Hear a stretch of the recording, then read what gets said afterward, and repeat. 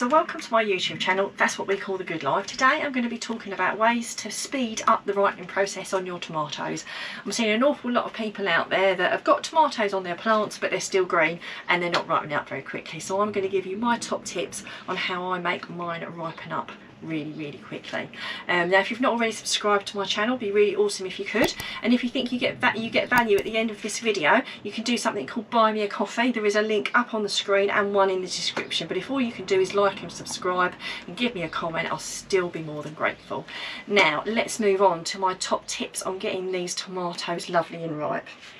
Now as you can see, I've got a lovely amount of tomatoes on my plants here, absolutely gorgeous, but they're not ripening up very quickly. So lovely formed tomatoes, but they're all really green, which obviously is not what we want. We don't want to be making green tomato chutney, we want to be eating nice ripe succulent juicy tomatoes.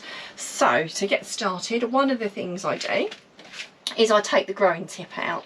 Now you do this when you've got so many completed trusses of fruit, or like me, when it's hit the top of my greenhouse. So I've taken the top out already, so I've just nipped the growing tip out so that it can't grow any further.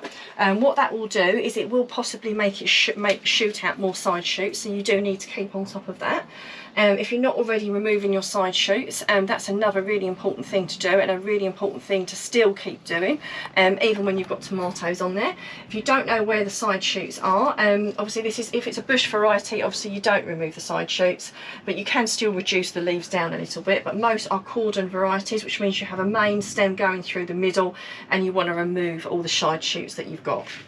So as an example, I have the stem going right up through the middle there, I have a leaf coming out there, and I have a side shoot, albeit quite a large side shoot, coming out there. So I remove that because I want, although you want leaves on your plants, and it does, it improves photosynthesis, which is really good for the production of it. You only need so many leaves on a tomato plant. You're not trying to grow leaves, you're trying to grow tomatoes, and you're trying to ripen tomatoes. So you don't need loads and loads. Having loads and loads of leaves isn't going to give you better tomatoes, basically.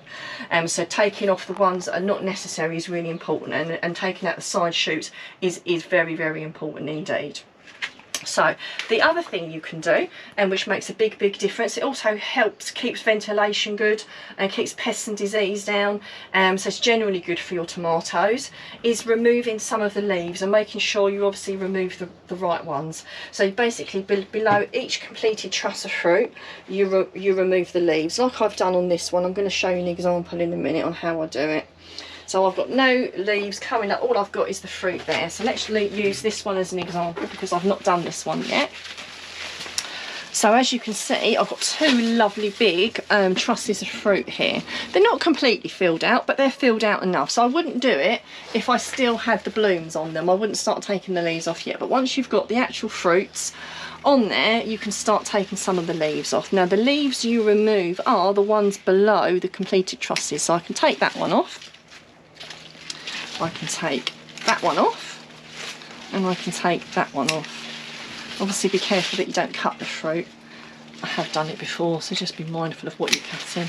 There we go. So all those ones can come off. Now not only will that create lovely airflow all around the plant, it will also help those tomatoes ripen up, and I guarantee they will ripen up an awful lot quicker than if you didn't do it at all. Now I hope that's helped, and you've enjoyed watching this video. If you're looking for things that you can be doing on your allotment, there is a link up on the screen to see what jobs you can be doing at the moment.